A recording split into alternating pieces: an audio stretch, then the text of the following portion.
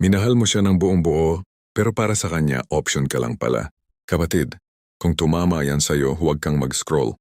Upo ka muna, kasi alam kong ngayon habang naglalaro tong video na to may pangalan sa isip mo.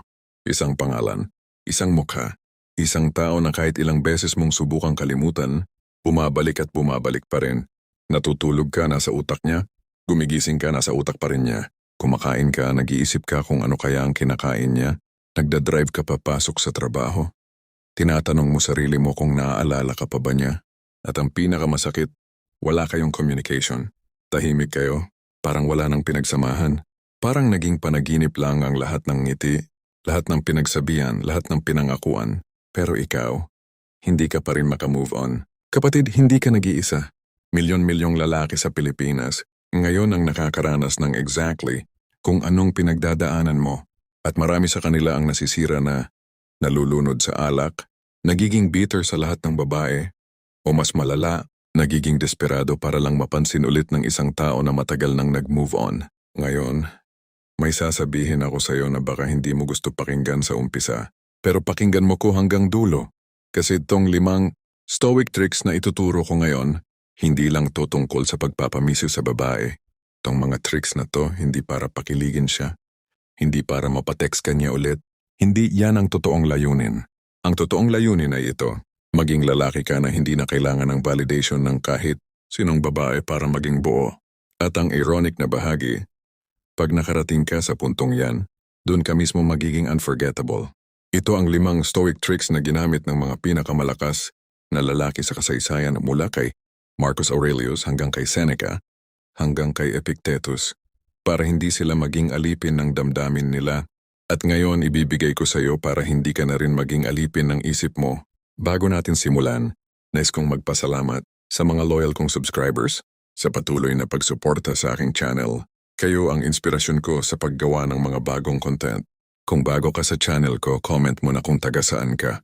Pero bago tayo pumunta sa mga tricks, kailangan muna nating intindihin ang problema. Kasi kung hindi mo maiintindihan kung bakit ka nasa ganito kalalim na sitwasyon, hindi mo rin maiintindihan kung paano ka makakaahon. Heto ang totoo, kapatid. Hindi talaga ang babae ang problema. Alam ko, mukhang siya ang problema. Siya ang hindi mag-text. Siya ang mag-seen nang walang sagot. Siya ang nagpakita ng interest tapos bigla na lang naging malamig. Pero kung iisipin mo ng malalim, ang tunay na problema ay ang relasyon mo sa sarili mong isip. Kasi ito yung nangyayari sa karamihan ng lalaki. Umiibig sila. Pagkatapos ibibigay nila ang buong kapangyarihan ng emotional well-being nila sa kamay ng ibang tao. Literal na parang binigay mo sa kanya yung remote control ng pakiramdam mo. Kapag nag-text siya, saya ka. Kapag hindi, pasag ka. Kapag nakita mo siyang online, kinakabahan ka. Kapag may nakita kang status niya na malambing, sinusundot ka parang may tinutusok sa dibdib. Sino palang may hawak ng buhay mo? Hindi ikaw, siya. At ang pinakanakakabaliw, kapatid, minsan hindi pa man niya ginagawa yung gusto mo. Ang isip mo na ang gumagawa ng mga eksena. Nag-i-imagine ka na ng mga usapan na hindi pa naman nangyayari. Umiisip ka na ng kung sinong pwedeng nakakachat niya ngayon. Nagkukwento ka na sa sarili mo ng mga bagay na wala namang basehan. Ito ang tawag dito ng mga Stoics, self-inflicted suffering. Hindi na siya ang nagpapasakit sa'yo. Ikaw na mismo, nagiging sariling bayarang emotional torturer mo na ang isip mo. Example scenario, sipin mo to. May lalaki. Sabihin nating nasa late 20s. Nagkakilala siya at isang babae. Magkaklase sila sa isang workshop. 2 buwan silang nag-uusap. Halos araw-araw mag-text. May mga gabi hanggang madaling araw. Nag-share sila ng mga stories, trauma, pangarap. Nakita niya ang sarili niyang parang bumabalik sa buhay. Nakangiti na siya sa gising. Noong huling beses niya ginawa yun ay siguro noong college pa. Tapos, biglang naging mabagal sumagot ang babae. Dati 1 hour max. Ngayon, 1 araw. Tapos 2 araw. Tapos 1 linggo. Tapos walang sumagot sa last message niya. Hindi nag-aaway. Walang nangyaring masama, basta naglaho. Anong ginawa ng lalaki? Una, mag-refresh ng messenger every 10 minutes. Kung online siya, online rin siya. Magbabasa ng past chats paulit-ulit. Hahanap ng clue kung saan nagsimulang lumalim ang lamig. Mag-iisip ang sobra ba akong naging malambing? Kulang ba ako? May mas gusto ba siya? Baka nakabalikan ng ex? Baka may sinasabi ako na hindi ko natanto? Pagkatapos mag-draft siya ng mensahe. Matagal na message. Ine-edit ng ine-edit pero hindi isi-send. Tapos isi-send na rin. Scene zoned. Tapos sampaluin niya ang sarili niya sa isip. Bakit ko pa ba sining-send? Lumipas ang buwan. Lumipas ang 2 buwan. Nag-block na siya tapos nag-unblock. Nag-unfollow tapos nag-refollow. Gumawa siya ng bagong account para lang makita ang stories niya. May mga gabing pinaparaan lang sa alak. May mga umaga na galit siya sa buong mundo. At ang pinakamasakit, kitang-kita niya sa social media na okay naman si babae. Tuloy ang buhay. Smile pa rin. Parang hindi man lang nabighani sa kanya. Parang 2 buwan nilang communication. Parang isang light errand lang para sa babae. Siya, natigil siya. Natigil sa gitna ng kalsada ng buhay niya. Kapatid, kung may kahit anong bahagi ng kwentong yan na kumatok sa dibdib mo, okay ka lang, normal ka. Hindi ka mahina. Hindi ka weird. Hindi ka kapos sa dignidad. Tao ka lang. At ang totoong tao may puso. At ang pusong may laman, masasaktan. Pero ngayon kailangan nating pag-usapan kung bakit hindi pwedeng doon ka natigil. Pakinggan mong mabuti ang sunod na sasabihin ko, kapatid. Hindi para saktan ka, para gisingin ka. Habang ikaw nakatulala diyan, naka-airplane mode ang buhay mo dahil naghihintay ka ng hindi mo alam kung darating pa. Alam mo ba ang nangyayari sa totoong mundo? May promotion sa trabaho na pwede mong abutin. Pero hindi kasi nakatutok ang utak mo. Zero focus. Zoning out sa meetings, nakakalimot sa deadlines. Parang nag-operate ka on autopilot. Present ang katawan, absent ang kaluluwa. May libro na pwede mo sanang basahin. Pwedeng magbukas ng bagong opportunity, bagong skills, bagong perspektiba. Pero hindi kasi mabasa ng isip mo ang mga salita. 3 pahina pa lang, bumabalik ka na sa kanya. May katropa kang matagal nang hindi nakakausap. Tumatawag siya. Ayaw mong sumagot kasi wala ka sa mood. Ayaw mo lumabas. Ayaw mo makisalamuha. Lumalayo ang mga taong nagmamahal sa'yo ng totohanan habang nire-reserve mo ang puso mo para sa taong hindi ka man lang isinasaalang-alang. May katawan kang dapat inaalagaan. Ehersisyo, tulog, tamang pagkain.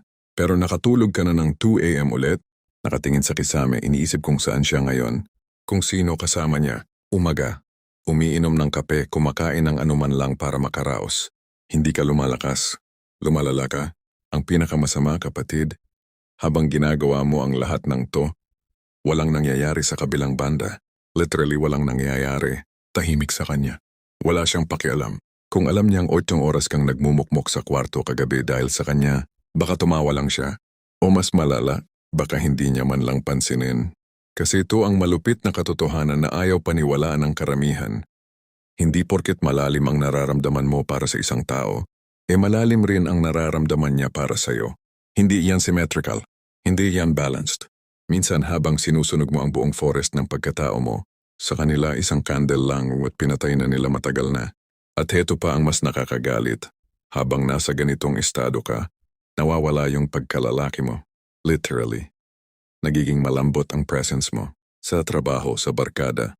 Kahit sa mga bagong taong nakakakilala sa'yo, ramdam nila na may kulang. May low-key desperation sa mata mo. May anxiety sa galaw mo. Mga babaeng pwede sanang maging better match para sa'yo. Lumalayo. Hindi nila alam kung bakit, pero feel nila may sakit tong lalaking to. Hindi pa tapos. But ironically, pag nakita ka ng babaeng dating, kausap mo sa ganitong estado, mas lalo kang magiging mababa sa tingin niya. Kasi ang babae, pag nakita nila ang isang lalaki na hindi na mabuubo, pagkatapos nilang maglaho, hindi nila inaalok ng pity, kadalasan kinakasuklaman. Harsh sabihin, pero yan ang katotohanan. Ang mga babaeng gusto mo pabalikin, sila mismo ang pinakamabilis.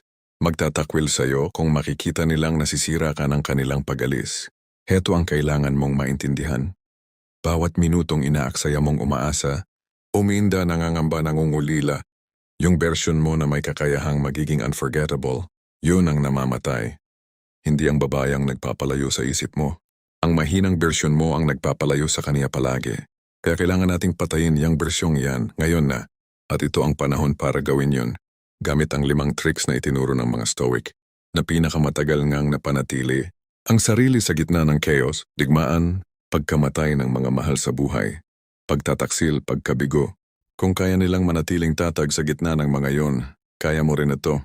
Trick number 1, ang amor fati. Mahalin mo ang lahat ng nangyari. Ang unang Stoic trick, galing kay Friedrich Nietzsche pero deeply rooted sa Stoic philosophy. ay tinatawag na amor fati, Latin yan. Translated, love of fate, mahalin mo ang tadhana. Alam ko, paano ko mamahalin ang tadhanang ginawa akong sira ng babaeng to? Sandali, intindihin mo muna. Ang amor fati ay ang radical na desisyon na tanggapin mo. Hindi lang tanggapin, kundi mahalin ang lahat ng nangyari sa'yo.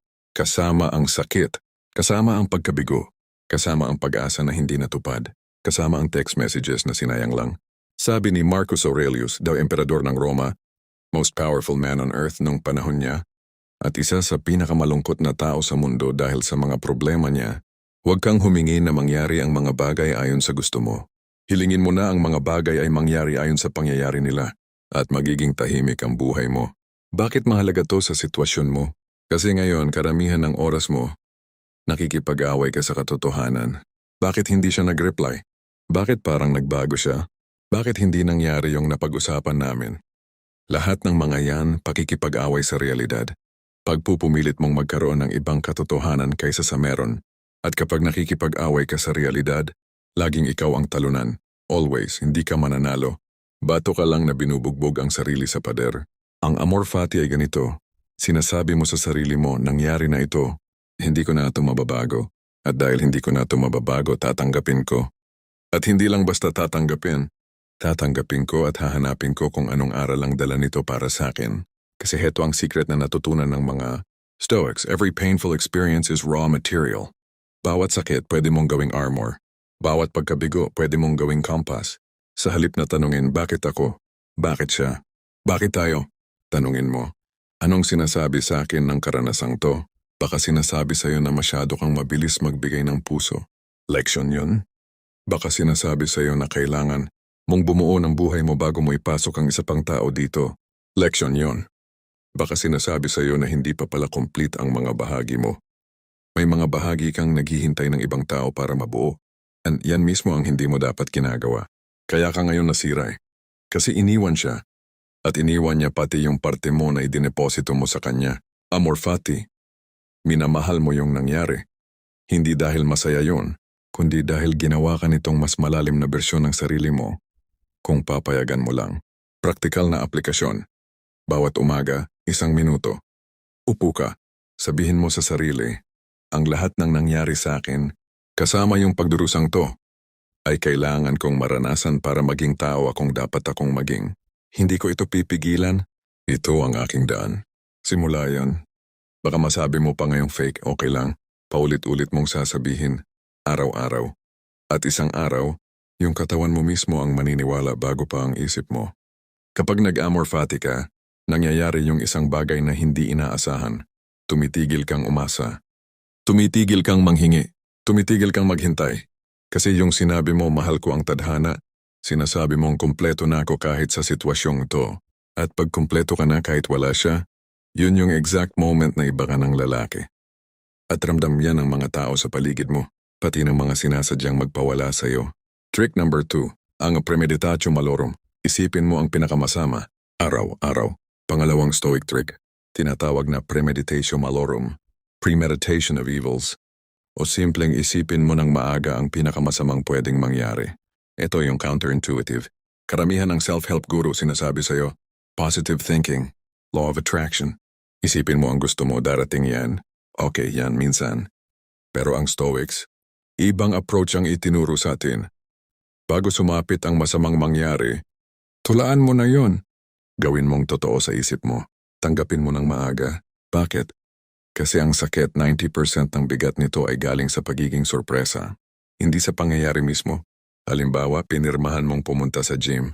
Sa harap mo nakalagay, masakit ang day 1 leg day. Magsusumigaw ang quads mo. Alam mong malala bukas. Tinanggap mo. Nagpunta ka. Masakit nga pala, pero hindi ka nasosorpresa. Kaya hindi ka umiiyak. Tinatapos mo. Kabilang paraan, inakala mong magiging relax na Friday dinner ang lakad mo. Biglang sinabi ng partner mo break up na kayo sa gitna ng pagkain, kahit gaano kaliit ang sakit nito kapatid. Sa 1,000 leg days, mas masakit? To kasi hindi ka handa. Ganyan ang premeditatio malorum. Sabi ni Seneca, ang lalaking matapang ay hindi siya na hindi natatakot. Siya na handa na sa pinakamasama. Paano mo to gagamitin sa sitwasyon mo ngayon? Gising ka pa rin araw-araw na umaasang magme-message siya. Hinihintay mo. Tuwing may vibrate ang phone, tumatalo ng puso. At tuwing hindi pa rin siya, bagsak ang araw mo. Pumasok na ang premeditation malorum. Bawat umaga bago mo tingnan ang phone, sabihin mo to sa sarili. Hindi siya magme-message ngayon. Walang bagong update. Walang nagbago. Tahimik pa rin. At okay lang yon. Handa na ako. At higit pa diyan sabihin mo tong worst case scenarios. Baka nasa ibang lalaki na siya ngayon. Posible yan. Tanggap ko yan. Baka habang buhay hindi na kami mag-uusap ulit. Posible yan. Tanggap ko yan. Baka nakalimutan na niya ako. At hindi ko na siya kasama sa kwento ng buhay niya. Posible yan. Tanggap ko rin yan. Alam mo ang nangyayari pag ginawa mo to ng regular? Napuputulan mo ng power ang imagination mo na torture ka. Kasi pag na-imagine mo na dati, kinaya mo na sa isip mo, hindi na yun weapon laban sa'yo. Ikumpara mo, isang lalaki 3 buwang nag-aaya ng text, umaasa. Pagkatapos nakita niya sa social media na may bago na ang babae. Nasira siya, 3 araw hindi kumakain. Lumabas ng trabaho, nagpakalasing.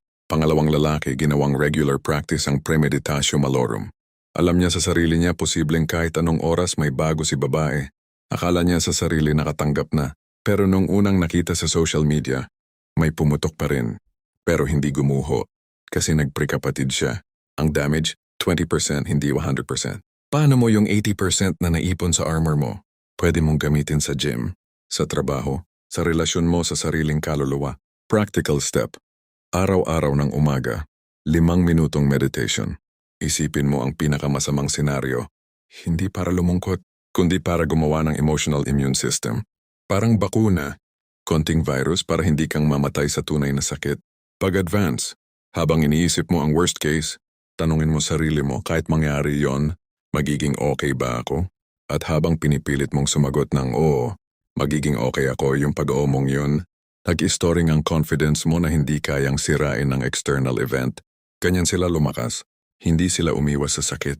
Dinadaanan nila yan sa isip nila muna para pag dumating sa totoong buhay, wala nang bagong kayang gawin sa kanila. Trick number 3, ang dichotomy of control na kailanlan mo kung ano ang iyo at hindi iyo. Pangatlong trick, at ito na siguro ang pinaka-importante sa lahat. Galing kay Epictetus, isang stoic philosopher na dating alipin. Oo, alipin. Pero mas malaya ang isip niya kaysa maraming kamahalan ngayon. Ang sabi niya, at pakinggan mong mabuti, ilang bagay lang ang nasa kontrol natin at ilang bagay din ang wala. Sa kontrol natin ang opinyon, pagsisikap, pagnanasa, pag-iwas ng lahat ng sariling gawa. Wala sa kontrol natin ang katawan, ari-arian, reputasyon, posisyon, lahat ng hindi sariling gawa. Ang tawag dito, the dichotomy of control. Ito ang pinakasimple pero pinaka-liberating na truth sa lahat ng Stoic teachings. At ang 95% ng suffering mo ngayon, galing ito sa katotohanang hindi mo ito napapractice. Simpleng tanong, sa sitwasyon mo ngayon, anong pwede mong kontrolin?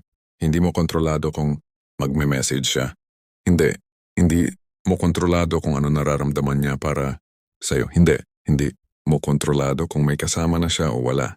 Hindi mo kontrolado kung naalala ka pa niya or binura ka na sa memorya niya. Hindi mo kontrolado kung siya ang uuwi at mag-sorry or hindi na yan mangyayari. Hindi. Kontrolado mo yung reaction mo. Yun lang, yun at yun lang. Kontrolado mo kung anong oras ka gumising bukas. Kontrolado mo kung anong kakainin mo. Kontrolado mo kung magpapagym ka. Kontrolado mo kung anong babasahin mo. Kontrolado mo kung magre-reply ka pag nag-open line siya or mag-hold ka ng composure. Kontrolado mo kung papalampasin mo pa ba ang isa pang araw sa ka-obsessing sa taong nag-move on na.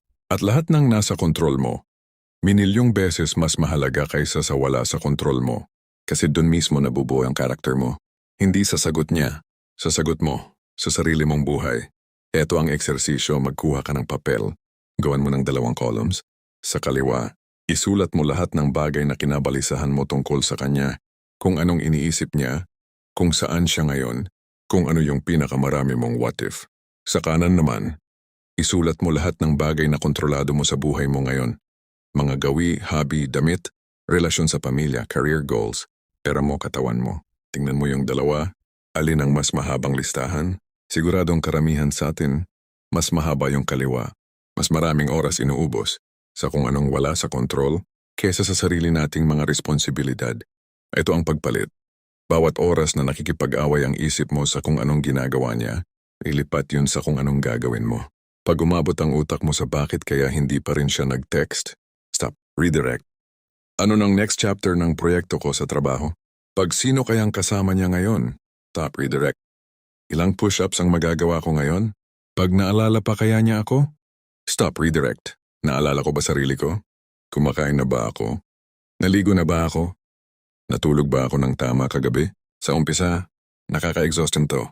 Parang pabalik-balik yung mental na tubo ng mga iniisip. Normal yun. Pero bawat beses na ina-apply mo tong dichotomy, pinapalakas mo ang isang bagong emotional na kalamnan. Diskarte ng kalooban. Sa loob ng 30 araw na serious na practice, ibang tao ka na. At yung kabaliktarang biyaya niyan, habang pinupuno mo ang buhay mo ng mga bagay na nasa kontrol mo, nagiging ka mas kaaya-aya, mas magnetic, mas malalim na tao. At kahit sabihin nating mag-text ulit siya bukas, hindi ka na yung dati, hindi mo na kailangan. Confidence na hindi niya ibinigay. Confidence na ikaw mismo ang gumawa. Yan ang pinakamalaking irony ng buhay. Ang paraan para hindi ka malimutan at tumigil ka sa pag-aalala kung naalala ka at mag-focus ka sa pagiging bersyon mo na dapat alalahanin ng buong mundo. Trick number 4. Ang view from above. Tingnan mo ang buhay galing sa langit. Pang-apat na trick, napakaganda nito. Tinatawag ng mga Stoic na view from above o pagtingin mula sa itaas. Ginagamit to ni Marcus Aurelius sa meditations niya. Yung personal journal niya habang emperador siya. Ganito ang trick. Isipin mong lumilipad ka.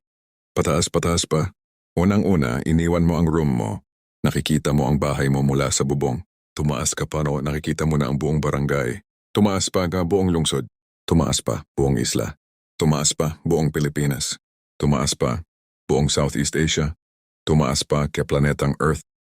Isang tuldok sa dilim. Ngayon, nasaan sa Earth na yan ang problema mo? Nasaan ang drama mo tungkol sa babaeng hindi nagre-reply? Nasaan yung 2 buwang pagmumukmok sa kwarto? Isang butil, isang tuldok. Lumaon wala, hindi na makikita. Sabi ni Marcus, marami-raming tao ang nanirahan at namatay bago ka pa'y panganak. At marami-rami pang tao ang mabubuhay at mamamatay pagkatapos mo. Ang lahat ng nakikita mo, kasama ang inaalala mo, ay isang napakaliit na dot sa napakalaking kalawakan ng panahon at espasyo. Hindi ito para sabihin na walang halaga ang damdamin mo. Mayroon, sandali ka lang, basahin mo ulit. Ang sinasabi, kailangan mong makita ang realidad sa tamang proporsyon. Pag sobra kang nakafocus sa isang tao, yung tao na yon parang nagiging buong mundo mo. Sobrang lumalaki. Mas malaki sa sayop niya, mas malaki sa karir mo, mas malaki sa pamilya mo, mas malaki sa Diyos mismo sa tingin mo ngayon. Pero pag ginawa mo ang view from above, nakikita mo ang totoo.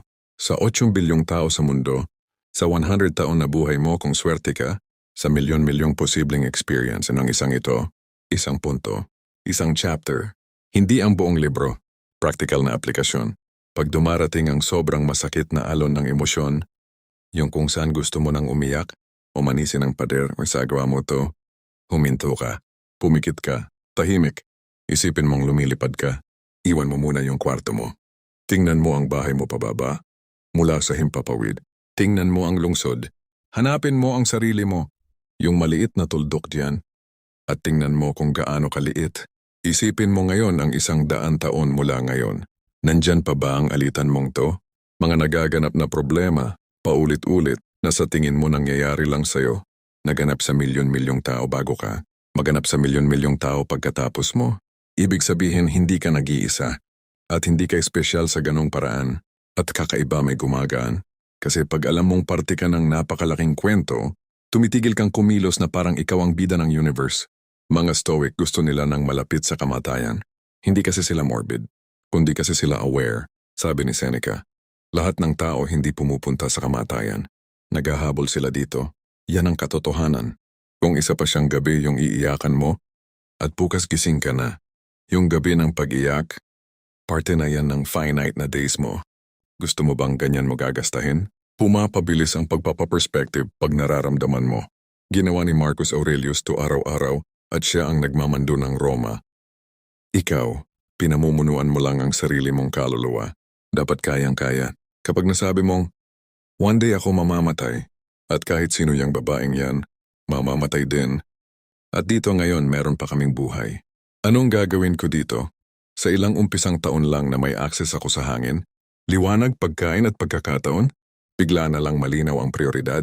Hindi na siya yung numero 1. Ikaw na. At yan ang tamang ayos. Trick number 5, ang memento mori. Alalahanin mo ang kamatayan bawat araw. At ngayon ang huling stoic trick. Siguro ang pinakamalalim, pinaka-nakakatakot pero pinakamabisa. Memento mori, remember you will die. Alam ko, morbid pero pakinggan mo muna.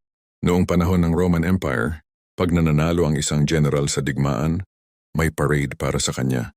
Habang binabalikan ng mga tao, may isang alipin sa likod niya, bumubulong sa tenga niya paulit-ulit. Memento mori, memento mori, memento mori. Tandaan mong mamamatay ka, tandaan mong mamamatay ka. Bakit? Kasi kahit panalo, kahit emperador, mortal pa rin. At yung fact na mortal, yun mismo ang nagbibigay ng bigat sa bawat segundo. Ngayon, ikaw kapatid, kung walang sermon to, akala mo may 1,000,000 taon ka pa. Akala mo infinite ang oras. Akala mo pwede mong gastahin ang uman na buwan pa sa pagmumukmok sa taong nakalimutan ka na. Parang wala namang naaksaya, may bukas pa naman. Pero totoo ba yun? Ang tatay mo, ilang taon na? Ilang taon pa mo kasama? Hindi mo alam kung 5, 10 or 20. Hindi alam ng sino man. Pwedeng bukas na, ubra. At ikaw, habang umiyak sa taong hindi mo kayang-kaya kontrolin, nasa likod ng telepono mo lang ang tatay mo, naghihintay ng isang tawag. Kailan ka huling nag-chicken wings sa mga kabarkada mo? Kailan ka huling sumayaw ng totoo? Hindi yung drunk sa dance, kundi yung masayang-masaya talaga sayaw? Memento mori, mamamatay ka. At lahat ng ginagawa mo ngayon nanggagaling sa kakarampot mong supply ng buhay. Pero heto ang magical. Hindi to dapat magpalungkot sa'yo. Dapat magpagising. Sabi ni Seneca, hindi masyadong maiksi ang buhay. Inaksaya lang natin ito. Ito ang mahalagang tanong na itanong mo ngayon mismo. Sagutin mo ng tapat. Kung mamatay ka bukas kagi sa accident, sakit, basta, matutuwa ka ba sa nilabas ng huli mong 6 na buwan? Kung ang huling gawa mo sa mundo ay ang pagsusulat at pagde-delete ng text messages para sa taong iniwan ka, yun ba ang gusto mong maging legacy mo? O gusto mong, literal ang tanong, may iniwanan ka ng iba pa, libro na binasa mo at nagbago sa perspective mo, mga araw na 2x mas nag-try ka sa trabaho, mga oras na ibinigay mo sa tatay, nanay, mga kapatid, mga bagong kaibigan. Libro, pelikula, alalang iyong nilikha. Ang memento mori, hindi para patayin ang kaligayahan mo, kundi para ipaalala sa iyo na ang kaligayahan, hindi pang-abangan. Panggawa yan. Pangbuhay ngayon. Ano ang aktual na aplikasyon sa pag-move on mo? Tuwing gumising ka, sabihin mo sa sarili, isang araw pa para sa akin. Hindi ako bibigyan ng 80 years na pwedeng 60, 40, 20 pa lang. Ang araw na to, hindi na bumabalik. Gagastahin ko ba to sa taong hindi naman ako kasama? Tuwing magsusulat ka ng text sa kanya, memento mori, nasa oras na limitado ang buhay ko. Dito ba ako mag-invest? Tuwing mag-scroll ka sa social media niya, memento mori, 5 minuto, 10 minuto, 1 oras. Never na babalik to. Ito ba ang legacy ng oras ko? At alam mo ang magandang side effect nitong practice? Ang mismong babaeng iniisip mo, matutulog siya 1 araw at hindi na magigising. Lahat tayo ganun. Ikaw, ako, siya. Lahat mortal. At pag naalala mo to, na kapatid hong pabago-bago ang buhay niyong dalawa, bigla naman umuunat ang compassion. Hindi mo na nilalabanan. Hindi mo na siya ginagawang kontrabida. Kasi tao lang din siya. Tao lang din kasing takot tulad mo, na gumagalaw sa maigsing ningning ng buhay, at may sariling pagkabigo, sariling sakit, sariling paglilingkod sa panahon. Pag nakita mo yan, naasim at natatanggal ang obsession. Sobrang liit ng drama, kumpara sa mismong kamalayan ng pagkabuhay. At ito ang transformasyon, dating. Umaasa kang mag-message siya para kompleto ang araw mo. Ngayon, nagigising kang grateful na gising ka pa. May sariling adventure sa harap mo. At kung sakaling mag-message siya, kibit balikat. Kung hindi, kibit balikat din. Kapatid hong pwede, kapatid hong mong kaya. Yan ang tao na hindi malilimutan. Hindi dahil nangulila siya, dahil nabuhay talaga siya. Kapatid, narating mo na ang dulo ng video na to. Makabuluhan yan. Dahil karamihan ng lalaki, nakita yung title, nakita yung thumbnail nag-open, napagod sa unang 3 minuto, nag-scroll na sa susunod na video. Ikaw, nanatili. Yun mismo ang signal na iba ka. Hindi ka pa nasuko sa sarili mo at hindi ka dapat sumuko. Pero pakinggan mo to. Ang panonood lang ng video, hindi yan trabaho. Yan ay pagkalap. Ang trabaho, yung aktual na pagbabago, gagawin mo pagkatapos mong patigilin ang video na to. Kaya ito ang gusto kong pangakuan mo sa sarili ngayon. Una, ngayong gabi bago ka matulog, sumulat ka. Isang pahina lang. Isulat mo ang 5 Stoic tricks. Amor fati, premeditatio malorum, dichotomy of control, view from above, memento mori.